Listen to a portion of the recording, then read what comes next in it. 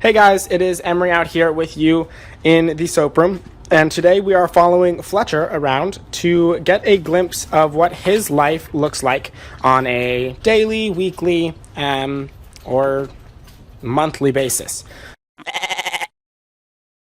So, what would you say your title is, Fletcher? My title would be Chief Soapmaker. Chief Soapmaker, okay.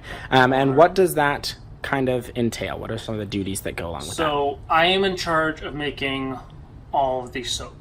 I'm in slight transition mode as well to becoming the manager of all soap things related, but that's was put on hold for a little bit. But so any of the soap being made, I'm making it, and the liquid soap I'm making, and then slowly working on becoming the manager for making sure the soap is bagged, making sure the soap is cut, making sure anything that has soap in it gets dealt with. Nice. So, starting Monday morning, right? What would your Monday morning look like? What time would you get here? What would you start with? So, Monday starts at 7:30 is when the work week starts, and my first thing to do is know whether I'm going to be making liquid soap that day or not. Most of the days I don't, so it goes straight into getting ready to make soap, which is just getting the oils drawn out in the pot to start cooling down because we have them melted at a higher temperature. That way when we add new oils, which are not melted, they melt faster, and so we can just keep the production moving. So they will sit in the pot as then I just go plan out what soap I'm making and what the rest of my day is going to look like. And then after about an hour, I can then go in. The oils have cooled down, and I start making the soap.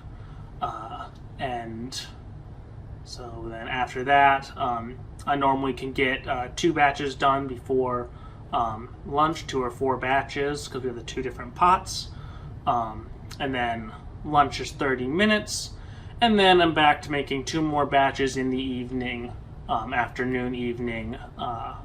And then it's just getting, stuffing the oils more for the next day, making sure that the unmolders know how much soap they're going to have to do, what kind it is, so they can work with making sure that's all written down and tracked.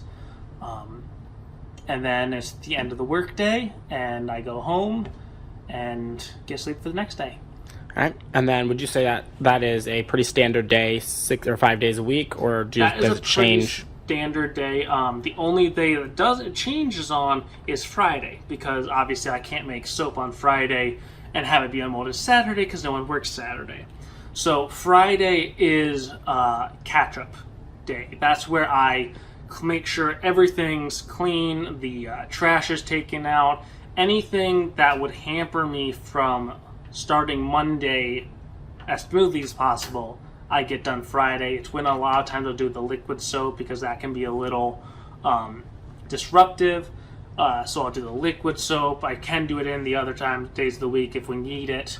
But it's just, making sure everything's clean, everything's organized, and just getting ready for the next week. So what would you say is the most amount of soap you can make in a day? How many batches can you make? 7 or 8. I don't know exactly the amount because there are different batch sizes sometimes, but about 7 to 8 is the max molds we have. All right, and how many bars of soap is an individual batch? 500? No. 400, I think, right now for the standards. Okay, so if it's, so you got about 400 bars a batch, and you can do 7 or 8, so quite a few bars each day. And then it has to cure for 6 weeks, and then we'll bag it and move it into the shipping area, right? Yep. So, do you have a favorite scent of soap? Yes, the unscented. So I am the soap maker. So unfortunately I am a little bit biased on which soaps I like because I have to make them. And if I like the difficult scents, then they're a little more work. But no, some of my favorite scents that I like are like the black raspberry, almond, cranberry spice. But you know, I use a lot of different ones. So different essential oils and fragrance oils will have different reactions when you're making the soap. Is there a soap that is your least favorite to make? Yes. So my least favorite to make is the nautical. But the scent's fine. So the nautical actually is kind of cool in the fact that the scent speeds up the soap process. So for most of the things, like do purity, it has no scent. You put it in the pot, you add the lye. After about 5 minutes, you add the milk, and then about 10 minutes after that, you can pour. You can also wait 20 minutes after that and still pour, and it'll be nice and easy. The nautical, you pour at the milk in at 5 minutes, and then you've got about 6, 7, 8 minutes before you need to start pouring. And by the time you're done pouring, it's really thick. That's why sometimes you'll notice nauticals, it doesn't have as nice of a swirl as the other ones because it gets so thick. So that's the cool thing about soap making. Is not only is it a science and an art, but you can change, everything can be changed by just the chemical reaction. Another one is like vanilla, which is super cool because the scent reacts. The scent actually turns the soap dark brown. We don't add any of the coloration to that. That's all the scent. And before it turns that dark brown, when it's uncured, it's actually bright yellow. And then as it ages, it darkens into that brown. So it's kind of so that as you're making the soap, the different scents react differently with the oils and lye. Nice. So can you walk us through the basics of the chemical reaction and how making soap works? Yeah, so it's an exothermic reaction, and what it does is, so you've got, all soap requires 3 things: oils, lye, and a liquid. And so we use the ghost milk because it's so much better than water. And so you put the oils in the pot, and then you put in the lye in, and then when you add the liquid, the lye actually eats the milk and the oils and becomes soap. And so then saponification is that process of it, devouring those ingredients. And so that's why it takes 6 weeks to cure, because that's how long it takes for all of them, the process to be complete, and all the lye and all the oil and all the milk to be changed into soap. Right, and that's why it's shelf stable, and you don't have oils that can grow bacteria or the milk, exactly. Or milk that Because grows bacteria. Now it's not milk, it's not oils, and it's not lye. It's a completely new thing called soap. Yep. Nice. So how is making liquid soap different than making the soap? Just in terms of how easy it is. It's completely different. So instead of a big old pot, I'm making in a 5-gallon bucket. It uses a different type of lye, potassium chloride, I don't remember what, but a different type of lye. And so then we're still adding, it's then different oils, and then still has the milk, and then you have to mix it up, and instead of being, just turning in the mixer on, you have to blend it. What else do you do other than just making the soap and making the liquid soap? That's about it. Other than just being able to do odd jobs, I have been cross-trained a lot, and but I've worked in here my entire life. So if anything needs help, I can go do it. So I'm very much like, when I'm done with my work, I can go around and just help everybody else with theirs. But like you see me pulling orders, that's, I know how to do that. I was taught how to make the soap. And then also I can be help in the bar if they need me because... So would you say you're good at multitasking? No. I'm not good at multitasking. I tend to focus on one thing and work on that. I try sometimes, but most of the time it fails. I was going to say, I was mostly just asking because you said you've seen me pulling orders, and yet Yeah, we've seen you pull zero, actually, during this video. Yes, I am not very good at multitasking. Okay, so how did you get to the position where you are chief soap maker? So it was a long road. First I started as being the molder and just helping out. Then I was taught to make the soap. I was doing that for a while. Then was taken off of that, put back on the molder, and doing that. And then came back to being the soap making as Coulter became more of a manager. Okay, so what were some of your, have you always worked in the soap room, or did you work in places before you got into the soap room? I started off in the soap room, but then went to the barn for a little bit as we were trying out new combinations of where the employees were, what fits, and then did okay there. I wasn't a giant fan of working in the barns just because I don't necessarily like the goats. But eventually, and then, since we figured out that I didn't like working there, we tested some other things, and then I came back into the soap room. Because that's one of the best things about being in the family business is we all can work where we kind of enjoy it. We don't have to do stuff we hate. So like, I didn't like working in the barns, I work back up in here. But Graydon doesn't like working inside the soap room, he works in the barns. So we just kind of can be moved around as we test different things, but we all can end up working where we like to. Okay, so if that's one of the benefits, what is maybe a downside or something that you've struggled with inside of the family business? Well, it's a plus and a minus, but working with your siblings, if it's all great when you're happy and everything, but if you have a disagreement, then too bad. You still have to be civil with them in the workspace. So that can be one of the downsides. Other thing would just be if long hours, if something needs to be done, we're on call for that because it is our business. So like I was, the other day, because it needs to be done, I was going to go milk the goats, and then a baby goats were born, which is great.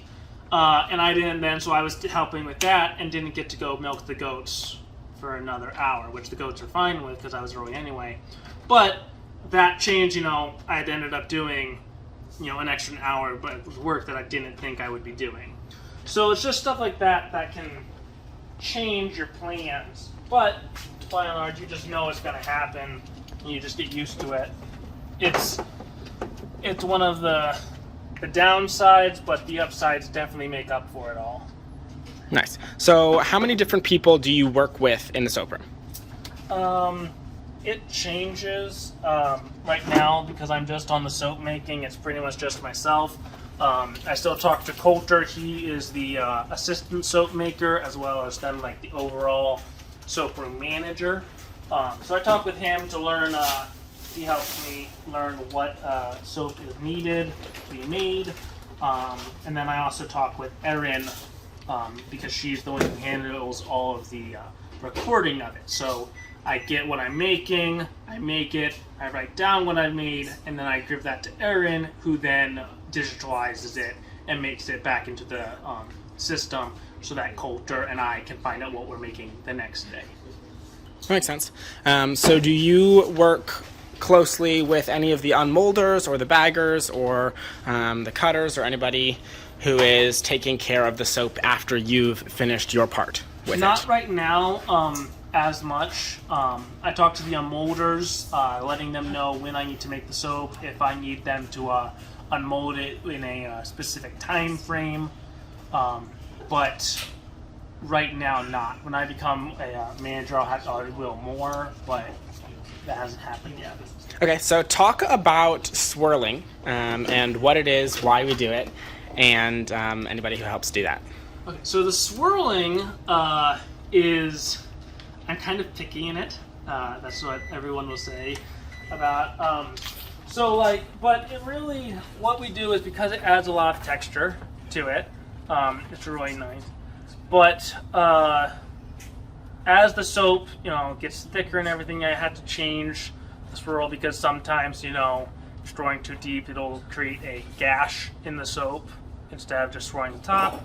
But it just adds a lot more personality to it instead of being a square bar that just sits there. Just adds more personality. Okay, and would you say that you do majority of it, or do you have people help you with that a bunch? It depends on the batch. Sometimes I do, sometimes I don't. Most of the time I get someone else in there to help me just so I can talk to them. Oh, okay. So is there a favorite person that you have to bring in just so you can talk to them? I'm sure it's one of your siblings. Oh yeah, definitely not. It's Shelby. Okay. I just enjoy talking to her a lot, and she likes to swirl, so. I see. So that's the term she came up with, so I credited her that with her. Nice. So would you say, what's the biggest mistake you've ever made with your job? The biggest mistake would definitely be ruining a batch of soap. That's a hard mistake to get over because it's a big deal. I mean, that's like, we already know that that large batch size. Sometimes you ruin it in the fact that you add color to one that wasn't needed. His purple purity. I made purple purity. The nautical is supposed to be like a bluish green. I made just blue nautical. But then there have been batches where I've actually ruined it to where it had to all be thrown away, and that's something hard to get over. But by the end of the day, everyone makes mistakes, and you just have to you have to move on and not make it again. Right. So would you say that? What would you give yourself the title of as the soap room work environment? Would you say you're the work clown? Would you say you're...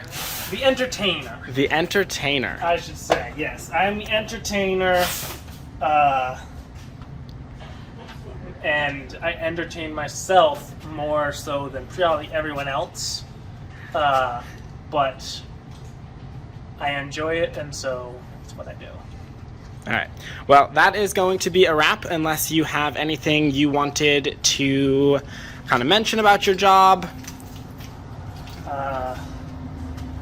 It's fun, and I thank God and my parents who have given me this job and allowed me to do it. Nice. All right. Well, sounds like a wrap. We will see you guys in future videos. Bye. Work hard. Get dirty. Use good soap. Goat milk stuff.